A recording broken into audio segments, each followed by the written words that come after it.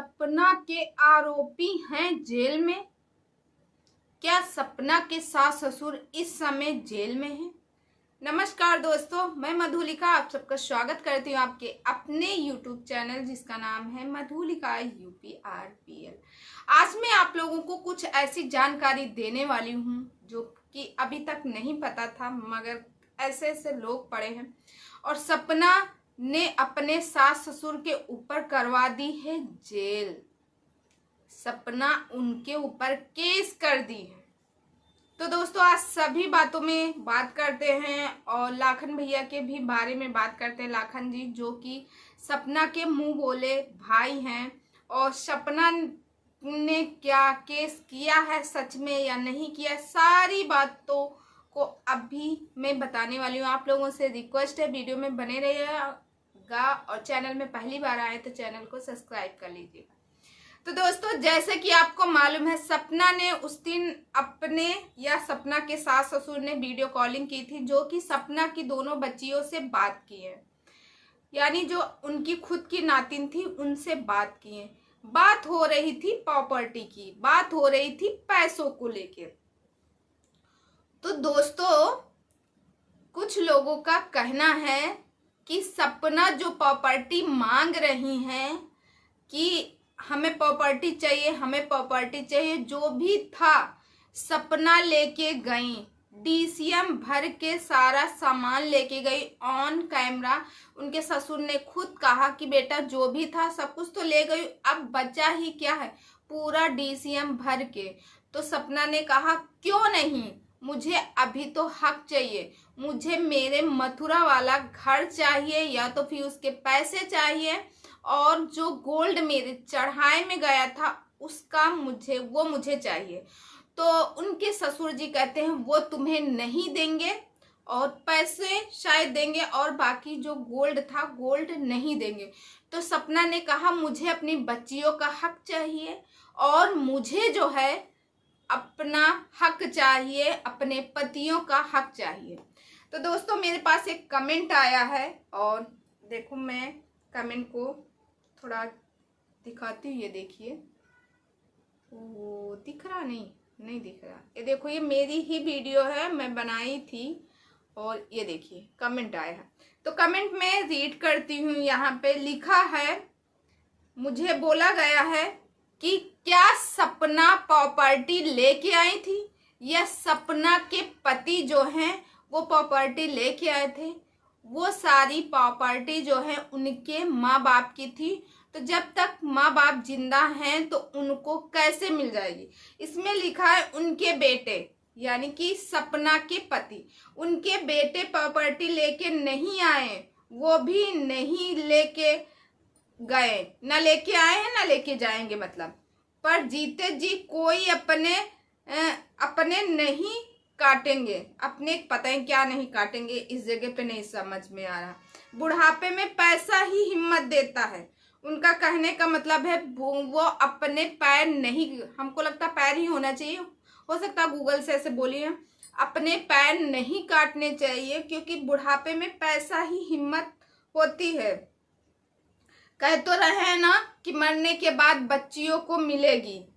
अभी बच्चे बहुत छोटे हैं, बहुत छोटे, बहुत कम भी चल जाएगा। पता नहीं क्या लिखा कि भाई मैडम जी हैं, मैं उनका नाम तो नहीं लूंगी, कोई सिंग करके हैं। और फिर उसके बाद लिखती हैं यहाँ पे, इतना क्या प्रॉपर्टी, अपनी बच्चियों को संस्कार दो, अपना उतना सामान ही समेट नहीं पा रही हो और वो माँ और सलोनी समकालीन रही हैं। समकालीन क्या, पता नहीं क्या। इसमें उनका कहने का मतलब है कि जो सामान तुम लेके गई हो उसको ही नहीं समेट पा रही हो और प्रॉपर्टी कर रही हो। बच्चियां अभी छोटी हैं बहुत, बच्चियों को क्या जरूरत है अभी प्रॉपर्टी की, और बच्चियों को संस्कार देने गई हो ना तो संस्कार दो, बच्चियों को संस्कार देने गई हो तो संस्कार दो।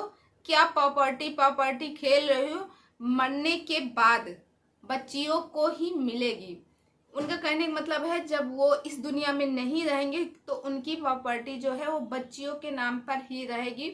वो तुमको इस वजह से नहीं दे रहे हैं क्योंकि वो तुम्हारे ऊपर विश्वास नहीं कर रहे हैं। जब तुम अपने घर से ससुराल से सारा सामान समेट के चली आई हो, गट्ठर बना बना के उठा लाई हो, यहाँ तक कि मशीन का जो मशीन होती है, मशीन सासू जी की थी, मगर उसके जो पावदान होते हैं, जो स्टैंड था, तुमने वो भी नहीं छोड़ा।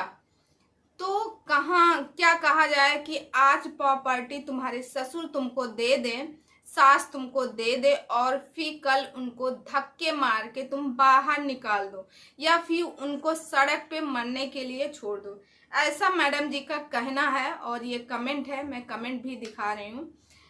तो दोस्तों, आपको क्या लगता है, क्या सपना ने इतना सब कुछ सहा है? और जब रही इतना सब कुछ सहा, इतने दिन तक सहा है, और जब रही आज सास ससुर को सहयोग देने वाली बात कि उनका सपोर्ट करना चाहिए, सहयोग देना चाहिए, तो क्या वो पीठ दिखा के भगने वाले में से हैं? जी नहीं, क्योंकि कहा जा रहा है सपना को बहुत मजबूर किया गया, तब सपना ने वो कदम उठाया उस घर से जाने के लिए। नहीं तो सपना ने पहले भी, जब पिछले साल सपना के सास ससुर के ऊपर आरोप लग रहे थे कि अपने बेटे के एफआईआर क्यों नहीं करवाना चाह रहे, क्या है, कैसे माँ बाप है, कैसे क्या है, तो सपना ने खुद खड़ी हो गई थी और वो कही थी कि मेरे सास ससुर मेरे लिए भगवान है, मैं उनको छोड़ के कभी नहीं जाऊंगी, कभी भी हो सकता उनको छोड़ के नहीं जाऊंगी। मैं उनके लिए उनकी बहू हूँ, मैं उनके लिए उनकी बेटी हूँ, मैं उनके लिए उनका सब कुछ हूँ, तो मैं उनको छोड़ के कभी नहीं जाऊंगी। जब इतना सब कुछ सपना ने कहा था तो आज घर छोड़ के क्यों गई? लोगों का कहना है जब सपना तब कही थी तो आज इस घर छोड़ के क्यों गई? और तो दोस्तों, सपना ने घर इस वजह से छोड़ा क्योंकि अंशु को इन्होंने निकाल दिया, अंशु को यहाँ से जाने दे दिया। अब सपना ने कहा था कि अंशु को जाने मत दो। जब इनके घर में आपस में लड़ाई होती थी तो अक्सर बवाल होता था, सपना कभी बीमार होती थी, सपना की वीडियो शूट कराना, यहाँ तक कि सपना का सहयोग कराती थी, अंशु एडिटिंग करने में बच्चों का केयर करती थी, तो सपना को बहुत ज़्यादा सपोर्ट मिलता था। और इनके सास ससुर को ये बातें अच्छी नहीं लगती थी, इसीलिए सपना और सपना की सास में अक्सर तू मैन में होती रहती थी। मगर कहा गया है किस घर में तू मैं नहीं होती है, कहीं ज़्यादा होती तो कहीं कम होती है, मगर इस तरह सपना को घर छोड़ के नहीं आना चाहिए। कुछ लोगों के ऐसे कदम है भाई। जब उसने देख लिया अंशु को भी निकाल दिया गया, उसका सपोर्ट करने वाला कोई नहीं था, ससुर जी रोज शाम को पी के आते थे और गंदी गंदी गाली देते थे सपना को और सपना के मायके पक्ष वालों को, तो कोई भी बेटी होगी ये नहीं सहेगी कि मेरे मायके पक्ष वालों को ससुर जी रोज गाली दे। अगर इस जगह पे राजवीर जी होते तो शायद सपना की लाइफ इतनी कभी बदलती ही ना, और सपना आज भी वहां रहती। यही कहते हैं ना, किस्मत में जो लिखा है उसे कोई मिटा नहीं सकता। सपना के साथ ऐसा होना था। और कहा गया है, कुछ लोग भी यही कह रहे हैं कि अगर यही होता तो राजवीर से उनके माँ बाप शादी क्यों करवाते सपना से। तो सपना ने साफ साफ कहा कि मेरी सास ससुर का मन नहीं था कि राजवीर से मेरी शादी हो, मगर राजवीर जी की वजह से मेरी उनकी शादी हुई। उन्होंने कहा कि आरू जो मेरी नाती मतलब भतीजी है, मैं इसको अपना बाप का नाम दूंगा और ये मेरी बेटी है, तुम कहीं नहीं जाओगी, तुम इसी घर में रहोगी और मैं शादी करूंगा क्योंकि ये मेरे भाई की बेटी है। तो राजवीर जी ने इतना त्याग किया था सपना के लिए, वो इंसान बहुत अच्छा था।